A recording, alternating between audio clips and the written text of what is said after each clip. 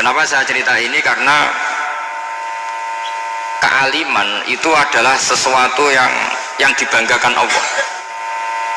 Imam Amudi itu ulama ahli matematika. Jadi ada ulama itu ahli matematika. Dia nggak pernah ngajarkan pesolatan, zakat, sholat, tapi dia ngajar matematika. Kemudian dari matematika itu beliau menjadi ahli tauhid. Sehingga nanti Munkar Nakir itu nggak akan tanya dia marabbuka wa manabuka, karena dia punya rencana. Yang ngajar tauhid itu saya, kata. Jadi kalau dia mengatakan marabbuka, pangeran kamu itu siapa? Malaikat malah dilawan. Kamu pernah ngajar tauhid? Saya ini guru tauhid. Singkat cerita, saking keramatnya Imam Amudi, kata Allah, ya Amudi, presentasikan ilmu tauhid yang lewat jalur matematika ke semua malaikat saya. Semua malaikat saya tahu cara berpikir matematis. Karena malaikat itu imannya itu iman mauhibah, karena dia malaikat, ya iman karena tahu neraka, tahu surga, terus dia iman. Kalau kita enggak, kita iman tuh pakai logika, jadi lebih keren. Loh betul, malaikat itu ketika bangga, ya Allah, apa ada orang yang imannya di atas kita? Jawabnya Allah ada. Siapa? Ya orang-orang kudus, kata Allah gitu. Kira-kira gitu. Kenapa? Ya betul, karena kamu iman saya itu wajar, kamu tahu saya, tapi mereka nggak tahu saya tapi iman. Kenapa bisa iman ya Allah? Karena mereka punya logika, punya akal. Akhirnya Imam Amudi disuruh sama Allah, presentasikan logika tauhid kamu lewat jalur matematika. Malaikat disuruh dengerin semua. Isma'u ya malaikati, ini mimpinya wali. Terus Imam Amudi mulai mengajarkan nisbatul isnaini ilal wahid wa nisbatus salasa wal arba'ah ila ma la nihayatalah, niku binisbatin wahidah, yaitu far'un minal asli wa wa al wahid. Mau angka sebanyak apapun, 2, 3, 4 sampai 1 miliar, itu nisbatnya ke angka 1 adalah nisbatul far'i ilal asli, semuanya berasal dari 1. Maka hadhil awalim atau hadal alam ila ma la nihayatalahu, tetap semuanya ini cabang dari 1, yaitu wujud dari 1, yaitu Allah Subhanahu wa ta'ala. Sehingga semenjak itu ditiru sekian ulama. Akhirnya malaikatnya mantuk karena kepastian kalau Allah 1 yang diyakini malaikat itu sepasti logika yang dibangun orang-orang manusia ini, padahal tidak ngerti Allah Subhanahu wa ta'ala karena pakai akal. Sehingga di pondok itu orang harus ngerti mantek. Orang mantek itu ilmu yang jelimet tapi menyenangkan. Biasanya sing sinau ambek rokokan, sawangannya kayak filosof. Jadi paling kan agak paham di alasan. Sementing nikmati rokok, tapi kan nikmati pemikirannya, ternyata nikmati rokok. Kayak kemarin saya datang ke resepsinya Gus Agil, saya itu tertawa terus karena dengerin Habib Mutahar. Saya baca bahayanya rokok, setelah tahu bahayanya saya berhenti membaca. Tak pikir itu kan setelah tahu bahayanya saya berhenti merokok, ternyata enggak. Saya baca bahayanya apa? Merokok. Setelah saya baca, maka saya berhenti membaca, gitu. Bukan berhenti merokok. Itu ilmu kelas tinggi seperti itu harus mantap. Pernah beliau ditegur dokter, "Beb, kalau rokok terus nanti mati." Tenang saja, saya masih bawa korek. Dikira itu kan orangnya yang mati, ternyata beliau enteng saja. Santai aja dok, saya masih bawa korek. Jadi saya bukan nyarankan santri rokok, tapi orang rokok itu memang punya logikanya sendiri. Kalau Banafek Hajen itu masih pernah bahas saya juga, karena Banafek juga turunan Mbah Mutamakin. Hak, rokok itu haram tau ora? Nak cara kula darani haram sepundi Mbah? Lah iya, nak haram ya bener aku, mulane tak obong, barang haram apike diobong. Jadi saya sama orang-orang sepuh itu tidak pernah menang. Jadi apa ya, mereka itu orang yang sudah lama, gimana ya, mau dikatakan bulat itu ya, tapi memang nggak pernah kalah mereka. Ada satu kiai, masih misalnya Mbak Nafek, ini rokok 2 katanya. Bagi yang nggak ngerokok berarti membiarkan 2 haram masih. Bagi yang merokok berarti mengurangi haram. Kalah lagi ya. Jadi saya tuh pernah dibully 2 mbah saya, karena 2 mbah saya ini rokok semua. Akhirnya saya sing nom ngalah gitu. Karena saya tidak mungkin bilang sing waras ngalah karena kalah sepuh gitu. Jadi ya sudah, mau tidak mau harus bilang sing nom kalah. Tapi yang penting itu kita mendengar. Jadi ternyata sepinter-pinternya kita itu mesti kalah pinter sama yang sepuh-sepuh itu. Jadi kalau tahu bahayanya rokok lewat membaca ya harus berhenti merokok. Berhenti membaca katanya. Nah malaikat ini cerita lagi malaikat. Saya memang dari awal niat hormat Raden Asnawi karena buyut-buyut beliau itu ketemu di buyut saya ini turunan Mbak Asnawi sepuh. Terus cuma buyut saya itu nikah Lasem, terus saya keceluk cucunya keluarga Lasem. Sebetulnya saya juga cucu Kudus, tapi terus alhamdulillah sekarang kembali karena buyut saya menyuruh saya ngajar di Damaran, terus sampai sekarang saya ngajar di Damaran. Jadi buyut saya itu masih lahir di Damaran, namanya Mbak Hafsah, itu Hamsah binti Maksum bin Soleh bin Asnawi sepuh. Sama seperti nasab di sini Raden Asnawi, Mbak Abdul Husnan, terus Nyai Ayu Sofia, terus Mbak Raden Asnawi. Saya mau cerita, jadi ilmu itu lebih keren kita. Sehingga Rasulullah SAW pernah ngendikan, saya ini rindu sekali li ikhwani, kata Nabi itu ikhwani. Kata sahabat bilang, alasna ikhwanaka ya Rasulullah, bukankah kita ini saudara kamu, saudara engkau ya Rasulullah? Tidak, antum ashabi, kamu itu sahabat saya. Siapa teman-teman kamu itu ya Rasulullah? Yaitu kaumun yang tidak melihat saya kemudian iman kepada saya.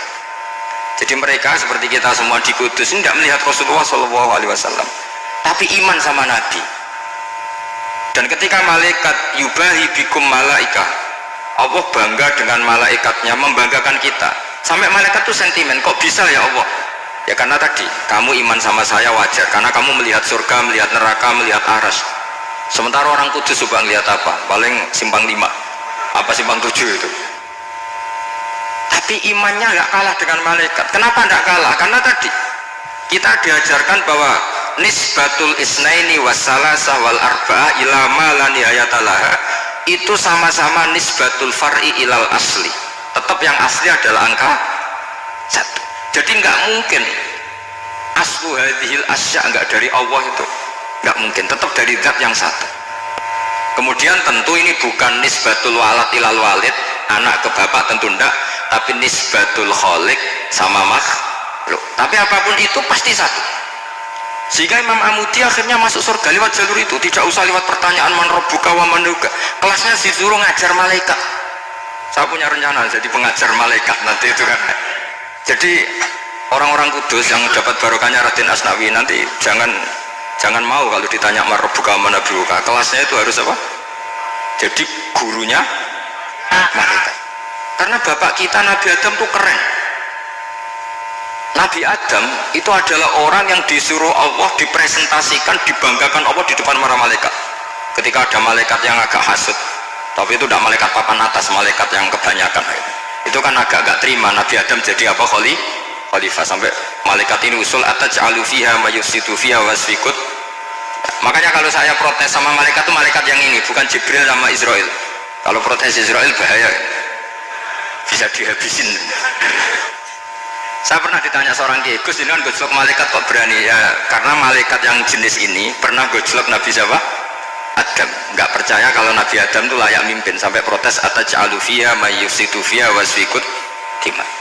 Tapi apa yang terjadi? Allah mengajarkan satu ilmu di Nabi Adam, kemudian disuruh meresentasikan. Qala ya Adamu ambihum bi asma'ihim. Adam, coba kamu presentasikan ilmu kamu. Setelah Nabi Adam fasih mempresentasikan ilmu, kata Allah, kamu bisa nggak sepinter Nabi Adam? Nggak bisa ya Allah. Makanya sudah saya bilang ini alamu malah. Saya lebih tahu siapa yang layak mimpin. Jadi layak mimpin itu pertama harus kuwatul ilm, ilmunya itu harus kuat. Nanti saya akan cerita hubungannya Raden Asnawi dengan Syekh Nawawi. Apa itu hubungan teman, apa murid guru, itu memang masih jadi polemik sampai sekarang. Kalau saya ya keyakinan saling istifadal. Ini bahasa netral, tidak murid guru tapi saling apa? Istifadah.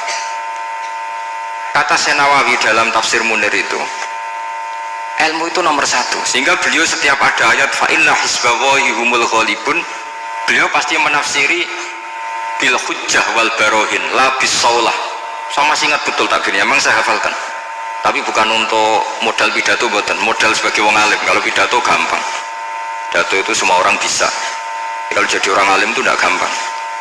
lebih susah lagi wong alim buat pidato itu, kalau nggak pernah mbah saya tidak mau karena memang saya terkenal nggak suka pidato.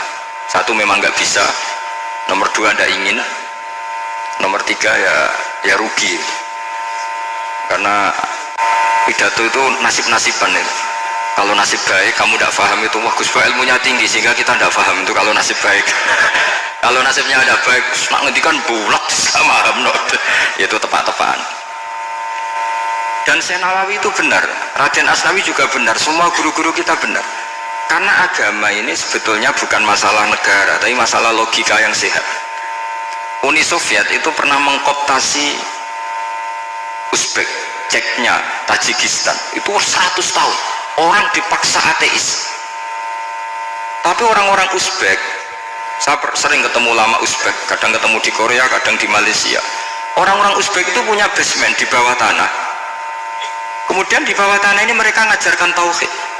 Ngajarkannya ya gampang. Misalnya ini sesuatu yang ada, iya ini. Ini ada penciptanya enggak? Ya ada. Siapa? Tukang katanya. Yang penting itu enggak ada logika bahwa sesuatu yang ada disebabkan oleh ketiadaan. Lah orang komunis, orang ateis itu orang yang mengatakan alam ini didahului oleh nihilisme, oleh adamiyah. Masuk akal enggak sesuatu yang ada, penciptanya sesuatu yang tidak ada. Sehingga orang anak-anak Uni Soviet itu enggak pernah kepikiran membenarkan ateis, itu enggak pernah. Bareng Uni Soviet ada itu Glasnost Perestroika itu kemudian hancur, semuanya langsung menjadi negara Islam, termasuk Uzbek, Tajikistan, karena diajari ilmu, bahwa ilmu itu yang nggak pernah kalah oleh negara. Sehingga saking pedenya Rasulullah SAW ketika Sulhul Hudaybiyah, ini agak jelimet tapi gampang dicerna. Sulhul Hudaybiyah itu satu perjanjian yang semuanya merugikan Rasulullah, yaitu kalau orang kafir masuk Islam disuruh kembalikan ke kafir, karena kafir itu bagi mereka habitat, Islam itu hal yang baru. Tapi kalau orang Islam menjadi kafir nggak boleh kembali Islam, berarti kembali ke habitat. Semua perjanjian itu merugikan. Sampai masyhur Sayyidina Umar protes ke Rasulullah, jenengan masih nabi gitu. Itu kan ekstrim tanya, jenengan sampai sekarang masih nabi? Ya saya masih nabi. Kenapa tanya demikian? Karena semua perjanjian merugikan Islam, menguntungkan orang apakah? Kafir. Semua sahabat sebetulnya persis Sayyidina Umar protes, kecuali Abu Bakar. Lama-lama akhirnya di antara perjanjian itu berbunyi begini, tapi saya minta satu hal, orang boleh mendiskusikan Islam tanpa tekanan. Itu saja permintaan Nabi. Orang boleh mendiskusikan Islam secara bebas, tidak tertekan. Karena orang-orang kafir melihat itu hal yang biasa, ya nggak masalah Muhammad. Akhirnya orang diskusi, Islam itu apa sih? Islam itu orang yang menuhankan Allah. Allah itu siapa? Zat yang menciptakan langit dan bumi. Lama-lama orang kafir berpikir, wah keren, Tuhannya Muhammad bisa bikin langit dan bumi. Nggak kayak Tuhan kita, malah kita yang bikin. Jadi mulai debat itu terus ada yang cerita lagi, saya pernah loh nyembah Lata, pas itu dikencingi luwak. Masa ailahun yabulu ali sa'laban, masa Tuhan kok dikencingi luwak? Terus yang agak-agak ahli kitab ya diskusi lagi, wah kayaknya Yesus tidak Tuhan, masa Tuhan kok kelaparan, lemes, wah repot nanti. Jadi makanya Allah ketika ngejlok wa ummuhu siddiqah kana yakulani ta'am mal masihu ibnu maryam illa rasul qad khalas min qablihir rusul wa ummuhu siddiqah kana yakulani. Coba paradok enggak, misalnya kamu didolani Nabi Isa terus ketok lemes, kenapa Tuhan saya agak sakit keroi dulu, kan gak kebayang itu. Punya Tuhan yang sakit setelah makan sehat, terus kan gak kebayang seperti itu. Ketika Nabi punya konsep Tuhan, Tuhannya Muhammad itu siapa? Yaitu zat yang la awalalah, zat yang pertama. Lalu Tuhan itu siapa? Tuhan itu yang menciptakan langit bumi. Tuhan itu siapa? Yang memulai segalanya. Lama-lama mereka berpikir, wah kalau gitu yang benar itu Islam. Maka kata Imam Zuhri, Syihabuddin Az-Zuhri, fama kana fathun fil islami a'zuma min sulhil Hudaybiyah. Innama kana nasu yatafaduluna fil hadis wal munazah. Semua teks riwayat itu ada kata wal munazah. Orang bebas ngomong dan berdebat. Munazah itu berdebat. Terus akhirnya falam yatakallam ahadun bil islami yaqilu syai'an illa dakhala fihi. Kemudian setelah berdebat dan mereka tahu Islam, pasti akhirnya masuk. Dan itu yang sekarang terjadi di dunia. Makanya saya pernah ditanya seorang profesor, Gus, kalau di Jogja ada sekolah perbandingan agama, menurut Anda gimana? Asal itu tentang agama nggak apa-apa, tapi kalau yang dibandingkan umat Islam itu jangan kan? Karena nanti kalau di Indonesia kira-kira yang copet itu ditanya agamanya juga Islam, yang koruptor juga Islam. Jadi kalau yang dikaji Islamnya nggak apa-apa, tapi orangnya jangan, kata saya. Karena yang bulat ya banyak, yang nggak sholat ya banyak. Tapi kalau Islamnya saja, misalnya adu konsep tentang Tuhan, masyhur kita mungkin banyak yang melihat itu debatnya Stanley Fischer sama Ahmad Didat itu.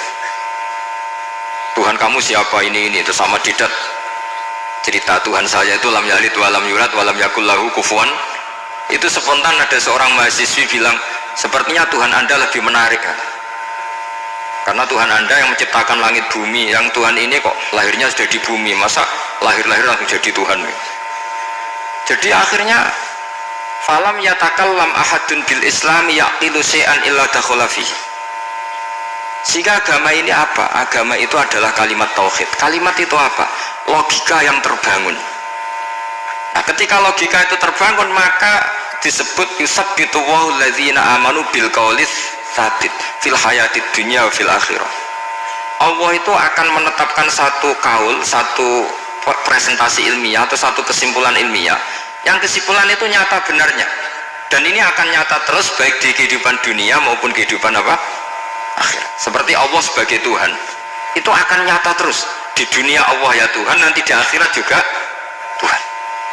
Tapi Tuhan selain Allah, maka menjadi Tuhan ini nunggu ada yang menuhankan. Misalnya Fir'aun itu jadi Tuhan karena ada yang menuhankan. Sekali dia mati, dia sudah aset wisata, bukan Tuhan lagi. Makanya gejolokannya orang ulama Arab kalau ketemu ulama Mesir, kalau gejolokan itu lucu. Orang Arab ada Abu Jahal, Abu Lahab, penggawani ngusir Nabi gitu. Itu gejolokannya ulama Mesir. Kata ulama Arab, kamu gayanya benci Fir'aun, tapi rizki kamu dari wisata melihat Fir'aun, katanya. Itu gejolokannya ulama Arab sama ulama Mesir. Sehingga agama ini mengajarkan apa? Satu kalimat.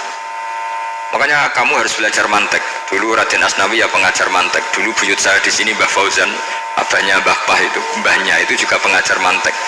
Karena di antara yang diceritakan Allah itu wa ja'alaha kalimatam baqiyatan fi aqibih. Tugas utama Nabi Ibrahim adalah menjadikan satu logika. Kalimat itu logika, itu menjadi logika yang abadi. Baqiyah itu abadi. Fi aqibih, di anak turunnya Nabi Ibrahim.